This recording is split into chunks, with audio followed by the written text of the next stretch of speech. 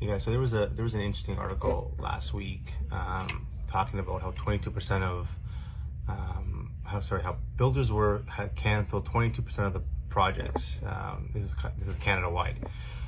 So this was an interesting article done by the Canadian Builders Association, I think it was, Home Builders Association, and a lot of people, I've had it forwarded, and a lot of people are asking why, and the obvious answer is interest rates, right? So with interest rates, going up so drastically over the last year, it's created a slowdown in home sales and in construction, right? Because if sales have slowed down, then the constructing of those projects have slowed down. So you have some builders that are either putting things on pause or they're canceling the projects altogether. So this kind of makes for an interesting. I get questions all the time about, well, what's going to happen in the market with the way things are going with interest rates and so on and so forth. And it's so hard to try and predict it. We can make sense of things, based on the facts and what we hear and what we know, I guess. But at the end of the day, really, who knows? We can kind of give scenarios as to what we think. So in this case, for example, if you kind of play it through, what happens if builders stop developing, or at least put them on hold, or does that add to the supply problem that we apparently have, right? I think in Canada, we require 5.8 million homes to be built in the next 10 years to address the gap, right? So if builders aren't building, is that just going to increase the problem around housing? That's what it sounds like it would do, but at the same time, right now, the demand isn't super high.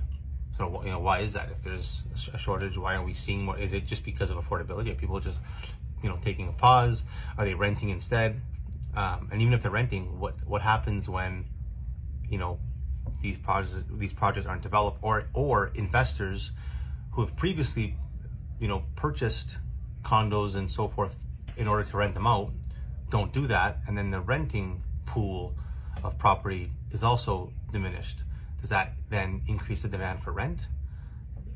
Do rents go up enough where it kind of makes sense for the investor? Because right now it's difficult for the investor to kind of contemplate making that purchase because the cost of ownership is so high. The interest rates are high. Those mortgage payments are high.